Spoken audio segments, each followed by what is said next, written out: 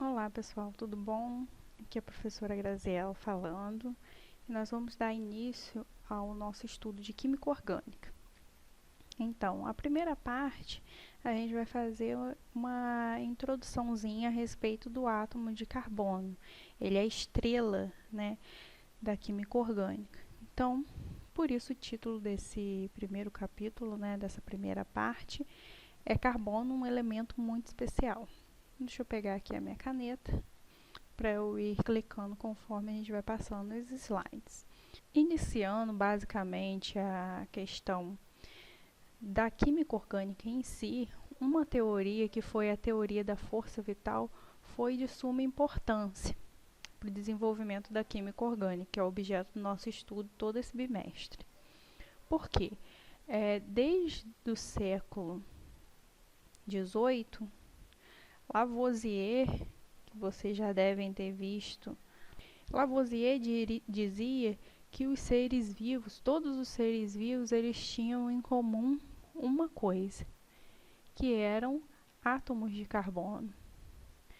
Tem até um grande poema, um poema de Augusto dos Anjos que diz que todos nós somos filhos do carbono.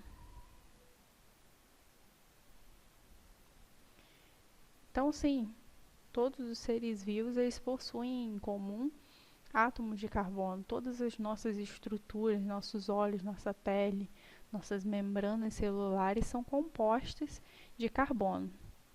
Inclusive, em 1807, um outro pesquisador chamado Berzelius, ele tinha a crença, né, na teoria do vitalismo ou teoria da força vital. Essa teoria dizia o quê? Que todo ser vivo ele tem a capacidade de produzir substâncias orgânicas e que essas substâncias orgânicas, né, substâncias ou compostos orgânicos, eles só são produzidos por seres vivos. Dessa forma, as substâncias orgânicas, elas jamais poderiam ser produzidas em laboratório. Então, substâncias orgânicas jamais poderiam ser produzidas em laboratório. E até um certo ponto isso criou um paradigma que impediu o avanço da química orgânica. Porque hoje em dia a gente sabe que diversas substâncias orgânicas elas são produzidas, tá, sinteticamente. Mas essa teoria, essa crença impediu bastante a evolução da química orgânica. Foi somente em 1828, reparem que não tem muita diferença, tá? 1807, 1828, tá? Uns 20 e poucos anos depois.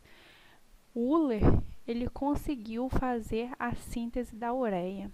E lembrando aqui entre nós, a ureia nós encontramos ela na urina. Então, o nascimento e a evolução da química orgânica se deu a partir da síntese de Euler. Então, ele fez o que? Ele pegou o cianato de amônio, que é um mineral, e sob aquecimento, né, um grande aquecimento, ele produziu a ureia. Então, isso aí foi um grande escândalo na época, foi uma grande revolução, uma evolução na época. Porque se quebrou um paradigma, quebrou uma crença. Muitas vezes, umas crenças que a gente chama de crenças limitantes, até mesmo na nossa vida, podem impedir o nosso progresso. E nesse caso, a grande crença é a teoria da. Então, muitas vezes, um paradigma, que na verdade é uma crença, ela pode acabar limitando muito a gente.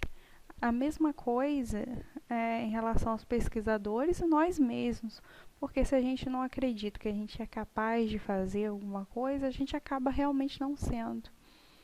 Então, na química, assim como na nossa vida, a gente tem que acreditar que a gente é capaz de fazer as coisas e fazer, simplesmente fazer. Então, dois termos bastante utilizados em química orgânica, que é análise e síntese. A análise é a capacidade de você isolar e identificar as substâncias. Como por exemplo, a ureia, né, foi isolada e identificada na urina. Aí a gente tem dois tipos de análise, uma qualitativa e a quantitativa. Qualitativa, ela vai indicar só se há a presença ou não de certa substância.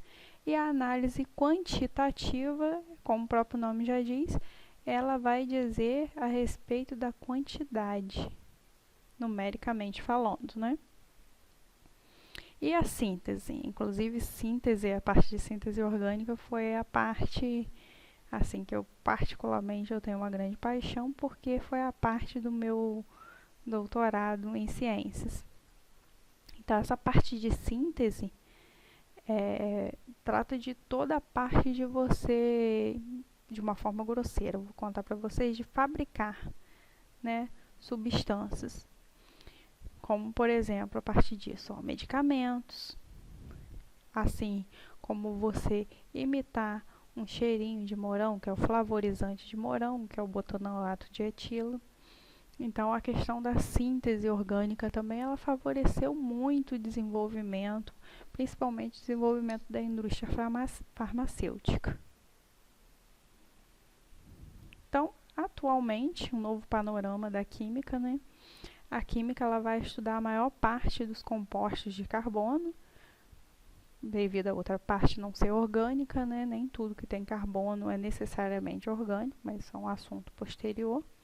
Mas a maior parte dos compostos de carbono são orgânicos, sim. Em 1880 a gente tinha 12 mil, em 1990 a gente tem 7 milhões. Então a gente já pode ver, já pode verificar que a quantidade de compostos orgânicos conhecidos aumentou bastante. Lógico que esses números aqui de 1990 são bastante ultrapassados. Tá bom? A próxima aula a gente vai tratar do carbono e das características do átomo de carbono, que é a estrela da química orgânica. Então, continue comigo e até a próxima aula.